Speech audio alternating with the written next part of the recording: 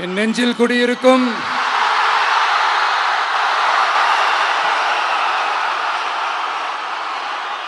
திருநெல்வேலி மக்கள் உங்கள் அனைவருக்கும் என்னுடைய வணக்கம். வணக்கம் வணக்கம் வணக்கம் வணக்கம். எல்லாரும் எப்படி இருக்கீங்க?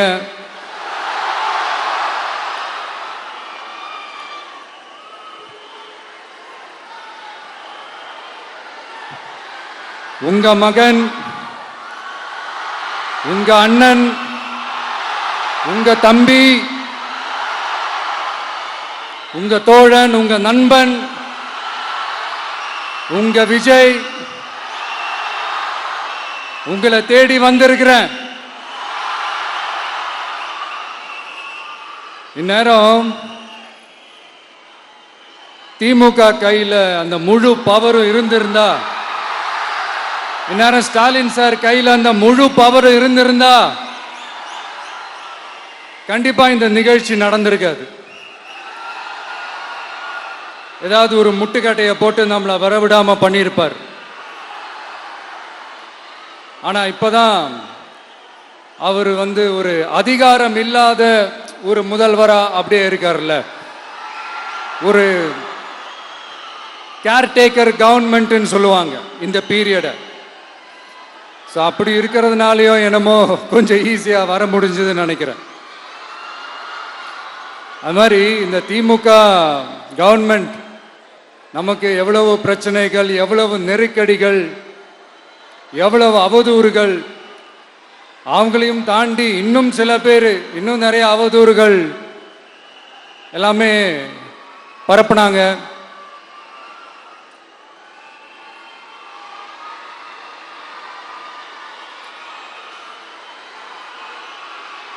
இந்த திமுக கூட்டணிக்கும் பாஜக கூட்டணியுமே இவங்க ரெண்டு பேருமே வெளியில வேணா தனித்தனியா இருப்பாங்க, ஆனா உள்ளுக்குள்ள இவங்க ரெண்டு பேருமே ஒண்ணுதான். இவங்க ரெண்டு பேருக்குமே ஒரே நோக்கம்தான். அது என்ன நோக்கம் தெரியுமா? உங்களுக்காக நல்லது செய்ய, உங்களுக்காக உழைக்க, உங்களோட கூடவே நிக்க இந்த விஜய் வந்துடக்கூடாது. அதுதான் அவங்களுடைய அந்த நோக்கமே. ஏன்னா இந்த விஜய் வந்ததிலிருந்து அவங்க நிறைய இந்த ஊழல்லாம் செஞ்சுக்கிட்டு இருந்தாங்கல்ல, ஒரு லிஸ்ட் போட்டு சொன்னல, அதெல்லாம் அவங்களால செய்ய முடியாம போச்சு. எல்லாத்துலயும் மண்ணு விழுந்துருச்சு. அதனால செம்ம கோபத்தில் இருக்கிறாங்க என் மேல.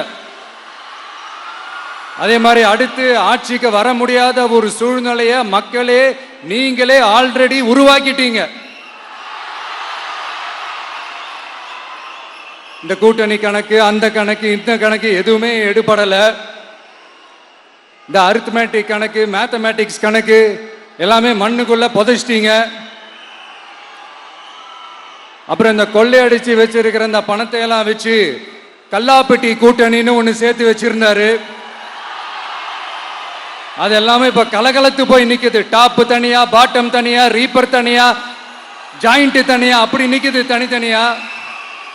எல்லாமே அப்படியே ஒட்ட வச்சுக்கிட்டு இருக்கிறாரு. கூட்டணி கட்சிக்காரங்களே ஒருத்தருக்கு ஒருத்தர் ஓட்டு போட்டுக்க மாட்டாங்க போல் இருக்கு. அப்படி இருக்கு நிலைமை இந்த திமுக கூட்டணியில. சரி, இவங்களுக்கு தான் இந்த நிலைமைன்னு பார்த்தா இந்த பாஜக தலைமையில் மற்றும் பலர் அவங்க நிலைமை இன்னும் மோசமா இருக்குது. அதனால மக்களே, இந்த திமுகவோட நேரடி கூட்டணிக்கும் மறைமுக கூட்டணிக்கும் நம்ம மேல காண்டு.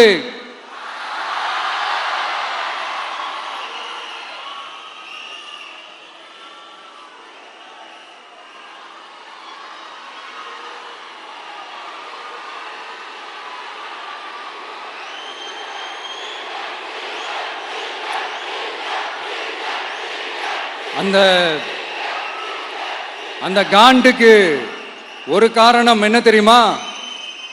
அவங்க வீட்டிலேயே, அவங்க குடும்பத்திலேயே விசில் சத்தம் பலமா கேக்குதான்.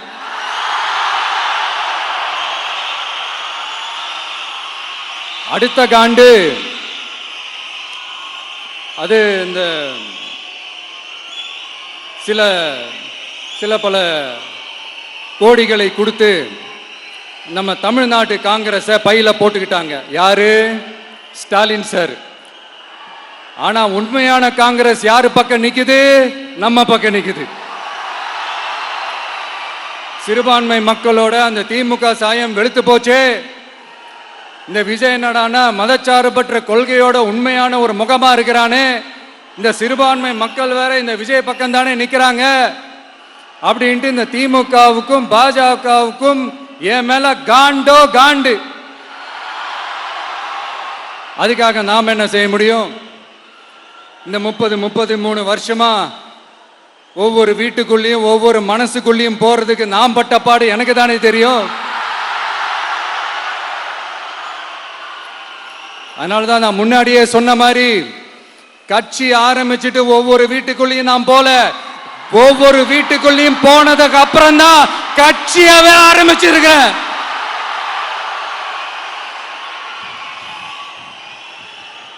இது இந்த அரசியல் இரசியல் எல்லாத்தையும் தாண்டி இருக்கிற ஒரு உறவு. கட்சி கிட்சி எல்லாத்தையும் தாண்டி இருக்கிற ஒரு உறவு. இது ஒரு பூர்வ ஜென்ம பந்தம். இது சும்மா இந்த அரசியல் ஆதாயம் தேடுறவங்களுக்குலாம் இது என்னன்னே புரியாது. இது மற்றவங்களுக்கு வேணா எலெக்ஷன். ஆனா இந்த விஜய்க்கும் விஜய் கூட நிக்கிறவங்களுக்கும் இது ஒரு இமோஷன்.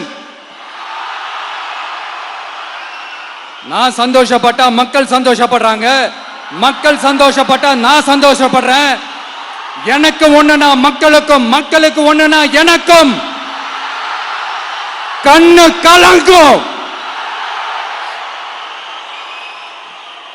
எவ்வளவு அவதூறுகள்!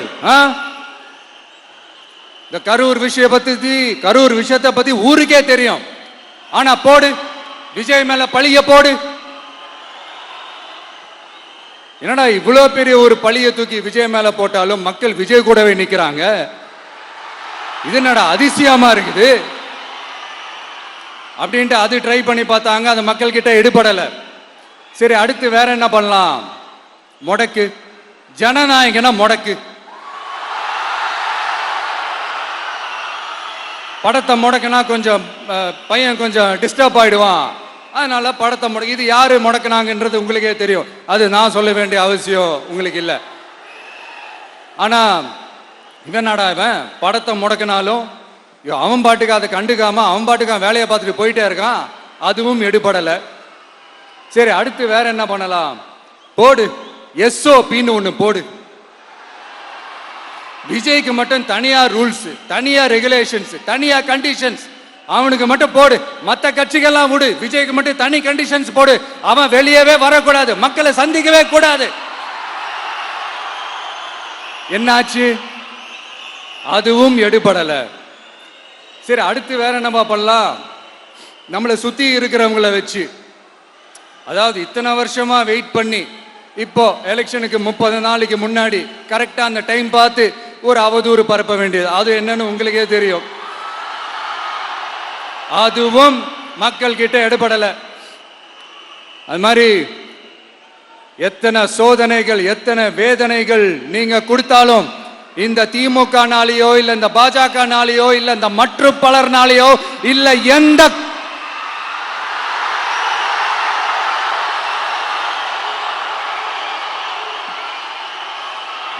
வேற யாராலையும் என்ன மக்கள் கிட்ட இருந்து பிரிக்க முடியாதுன்னு சொல்ல வந்த. அதைத்தான் சொல்ல வந்த.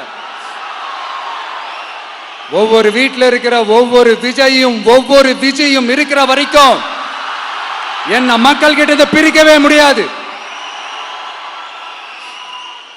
இப்படி இந்த சொந்த பந்தம் இவ்வளவு ஸ்ட்ராங்கா இருக்கிறதுனாலதான்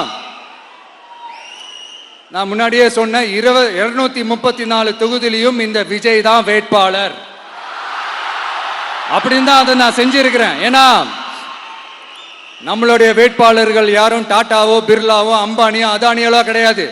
நம்ம வீட்டில் இருக்கிறவர், நம்ம குடும்பத்தில் இருக்கிற ஒருத்தரை தான் நான் வேட்பாளராக செலக்ட் பண்ணியிருக்கிறேன். அப்படி செலக்ட் பண்ணி தான் உங்ககிட்ட நான் ஒப்படைச்சிருக்கிறேன். அதனால அந்த வேட்பாளர் வேற, இந்த விஜய் வேற அப்படின்னு நினைச்சிடாதீங்க. இந்த விஜய் தான் வேட்பாளர், அந்த வேட்பாளர் தான் விஜய்.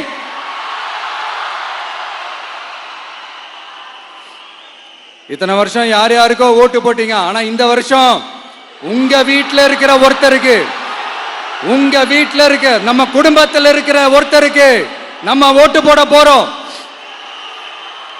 அந்த வேட்பாளர்களுக்கு நீங்க ஓட்டு போடுறது நமக்கு நாமளே ஓட்டு போட்டுக்கிற மாதிரி. அந்த வேட்பாளர் ஜெயிச்சா நாம ஜெயிச்ச மாதிரி. இப்படிப்பட்ட ஒரு எமோஷனலான ஒரு எலெக்ஷனை தமிழ்நாடு இல்ல, இந்தியாவே பார்த்திருக்காது. இது நீங்க எவ்ரி 5 இயர்ஸ் வர ஒரு எலெக்ஷன் மாதிரி இதை நினைச்சிடாதீங்க. இது வேற, இது ஒரு அதிசய எலெக்ஷன். 50 வருஷத்துக்கு ஒரு வாட்டி நடக்கிற ஒரு எலெக்ஷன் மாதிரி. அதனால அந்த சான்ஸை மிஸ் பண்ணிடாதீங்க மக்களே. ஒரு காமராஜர் தானா, ஒரு அண்ணா தானா, ஒரு எம்ஜிஆர் தானா நம்ம தமிழ்நாட்டுக்கு? அவங்கள மாதிரி வேற யாருமே வந்துட மாட்டாங்களா அப்படின்னு நீங்க ஏங்கினது எனக்கு தெரியும். அதை மனசுல வச்சுக்கிட்டு தான் நம்ம டிவிக்கே வந்திருக்கிறோம். நம்ம டிவிக்கு யார் யார் மாதிரி எல்லாம் உழைக்கும் சொல்லவா? ஐயா முத்துராமலிங்க தேவர் மாதிரி, ஐயா வீரன் சுந்தரலிங்கம் மாதிரி, ஐயா வாபூசி மாதிரி, ஐயா அழகு முத்துக்கோன் மாதிரி, ஐயா கட்டபொம்மன் மாதிரி, ஐயா ஒண்டி வீரன் மாதிரி, ஐயா குரூஸ் பெர்னாண்டஸ் மாதிரி மாதிரி ஒட்டுமொத்த தமிழ்நாட்டு மண்ணுக்கும் உழைக்கும், உழைச்சிக்கிட்டே இருக்கும். இந்த எலெக்ஷன்ல நம்ம டிவிக்கு ஆட்சி அமைஞ்சா அது என்ன அமைஞ்சா அமைக்கிறோம். எப்படி அமைக்கிறோம்? நம்ம டிவிக்கு ஆட்சி அமைஞ்ச உடனே பெண்கள், இளைஞர்கள் எல்லாருமே நல்லா இருப்போம், நல்லா இருப்போம், நல்லா இருப்போம். விவசாயிகள், மீனவர்கள், உழைக்கிற மக்கள் எல்லாருமே நல்லா இருப்போம், நல்லா இருப்போம், நல்லா இருப்போம். இன்னும் பல வருஷத்துக்கு நம்மளுடைய குடும்பங்கள், நம்மளுடைய சந்ததிகள், நம்மளுடைய தலைமுறைகள் எல்லாருமே நல்லா இருப்போம், நல்லா இருப்போம், நல்லா இருப்போம். அதனாலதான் மீண்டும் மீண்டும் சொல்றேன், வேற யாருக்காவது ஓட்டு போட்டு உங்க ஓட்டை வேஸ்ட் பண்ணிடாதீங்க. அதனாலதான் பார்த்து பார்த்து உங்களுக்கான வாக்குறுதிகளை நாம அதை அறிவிச்சிட்டு இருக்கிறோம். சொல்லாதத, செய்ய முடியாததெல்லாம் சொல்லவே மாட்டோம். அதுல ரொம்ப உறுதியா இருக்கிறோம். சொல்லாததை செய்வோம், அது வேற விஷயம். ஆனா செய்யறத மட்டும் தான் சொல்லுவோம். யங்ஸ்டர்ஸ், விவசாயிகள், மீனவ, இந்த மாதிரி பல திட்டங்கள் இருக்கு, எல்லாத்தையுமே நிறைவேற்றுவோம். இந்த விஜய் அதை சாத்தியமாக்கி காட்டுவான். இதை நான் ஏன் இவ்வளவு ஸ்ட்ராங்கா சொல்றேன் அப்படின்னா, மக்கள் பணத்திலிருந்து ஒரு பைசா கூட தொட வேண்டிய அவசியமே எனக்கு இல்லை. உங்களுக்கு புரியுதுங்களா? உங்களுக்கு மக்களுக்கு தப்பே நடக்காது, தப்பே நடக்க விட மாட்டேன். இப்ப நான் சொன்னல, மக்கள் காசுல இருந்து ஒரு பைசா கூட தொட மாட்டேன்னு. அதை இப்ப ஆண்டுகிட்டு இருக்கிறவங்க, இதுக்கு முன்னாடி ஆண்டவங்க தில்லா சொல்ல முடியுமா? என்னை எதிர்த்துட்டு இருக்கிறவங்களால தில்லா, கட்ஸா, கெத்தா இத சொல்ல முடியுமா? நீங்க ஒழுங்கா ஆட்சி நடத்திருந்தா பெண்கள் பாதுகாப்பு ஏன் இவ்வளவு மோசமா இருக்குது? இளைஞர்களுக்கு ஏன் வேலை வாய்ப்பு இல்லாம போச்சு?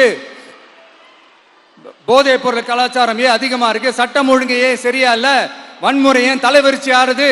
இதுக்கு உங்களால பதில் சொல்ல முடியுமா ஸ்டாலின் சார்? பதில் சொல்ல தகுதி இருக்கான்னு தான் கேட்டிருக்கணும். ஆனா கொஞ்சம் நாகரிகம் கருதி அப்படி வேணான்னு பாக்குறேன். 2-2.5 வயசு குழந்தைய துள்ள துடிக்க உங்க திமுக நிர்வாகி ஒருத்தன் கொன்னான, அதுக்கு என்ன பதில் சொல்ல போறீங்க? விளாத்திக்குளம் பக்கத்துல +2 படிக்கிற ஒரு பொண்ணு டாய்லெட் வசதி சரியா இல்லாம ஒரு அவசரத்துக்கு காட்டு பக்கம் போய் ஒதுங்கினாங்களே, என்னாச்சு? இந்த உலகத்தை விட்டே போயிட்டாங்க. அதுக்கு என்ன பதில் சொல்ல போறீங்க? இந்த பிள்ளைங்களை உங்களால திருப்பி கொடுக்க முடியுமா சார்? 5 வருஷமா போலீஸ் டிபார்ட்மெண்ட் கையில வச்சுக்கிட்டு என்ன சார் பண்ணீங்க? பொம்மைகள் மாதிரி வச்சு விளையாடிட்டு இருந்தீங்களா? ஒரு மனசாட்சின்றது வேணாம். நாங்குநேரி பிரச்சனையை பத்தி பேசினா அது போதையில நடந்துச்சான், போதை பொருட்கள்னால அது நடந்துச்சான். பெரிய கண்டுபிடிப்பு, எங்களுக்கு தெரியாது பாரு. அது எங்களுக்கும் தெரியும், உங்களுக்கும் தெரியும். கேள்வி அது இல்ல, அதை ஏன் தடுக்கலன்றதுதான் எங்களுடைய கேள்வி. இது மட்டுமா? மணலை திருடுறாங்க, மண்ணை திருடுறாங்க, மலைகளை முழுங்குறாங்க, சட்டவிரோதமா கல்குவாரி நடத்துறாங்க, மணல் மாஃபியா அது ஒரு பக்கம் நடந்துகிட்டு போகுது. இன்னொரு பக்கம் மினிஸ்டர்ஸ் கொள்ளையடிக்கிறாங்க, இன்னொரு பக்கம் குடும்பமா சேர்ந்து கொள்ளையடிக்கிறாங்க. டாஸ்மாக்ல ஊழல், நகராட்சி துறையில ஊழல், இப்படி ஊழல் ஊழல், ஆட்சி முழுக்க ஊழல் ஊழல்லே ஊறி போய் நாரி போய் கிடக்குது. எந்த மூஞ்ச வச்சுக்கிட்டு சார் வந்து ஓட்ட கேட்பீங்க?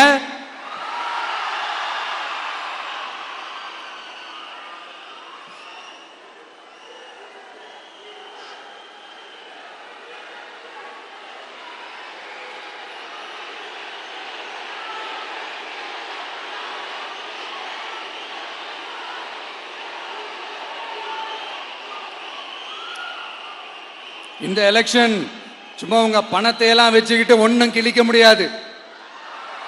உங்க பணத்தை எல்லாம் வச்சு மக்கள் எல்லாம் விலைக்கு வாங்கவே முடியாது. இது ஒரு மாற்றத்திற்கான ஒரு எலெக்ஷன். ஒட்டுமொத்த தமிழ்நாட்டு மக்களும் அந்த மாற்றத்தை கொண்டு வர போற அந்த எலெக்ஷன். இது உங்களாலேயோ இல்ல அந்த மற்றும் பலர்னாலேயோ ஒன்னும் தடுக்க முடியாது.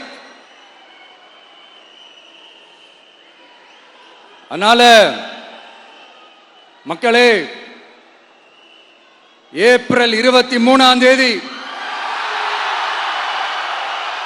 காலையில சும்மா பக்காவா ரெடி ஆயிட்டு வீட்டில் இருக்கிற சாமியெல்லாம் கும்பிட்டுட்டு உங்க ஓட்டர் ஐடி கார்டை கையில் எடுத்துக்கிட்டு முதல்ல பூத்துல போய் நின்று அந்த விசில் சின்னத்துக்கு நேரா இருக்கிற அந்த பட்டனை ஒரு அழுத்துங்க.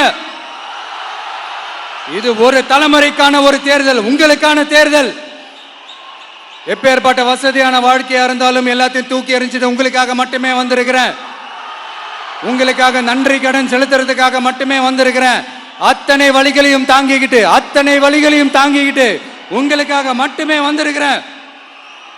ஒரு நாளும் பொய் சொல்லி உங்களை நான் ஏமாத்தவே மாட்டேன். இந்த 4 முனை போட்டி, 40 முனை போட்டி, எத்தனை முனை போட்டின்னு எத்தனை உருட்டினாலும் இங்க 2 முனை போட்டி மட்டும்தான். ஒண்ணு, இன்னொன்னு எஸ், ஒன்னு டிவிகே, இன்னொன்னு டிஎம்கே.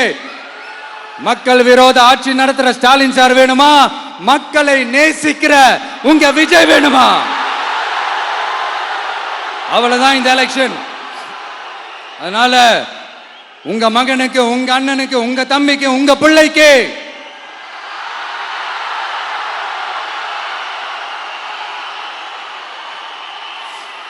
ஒரே ஒரு வாய்ப்பு கொடுங்க.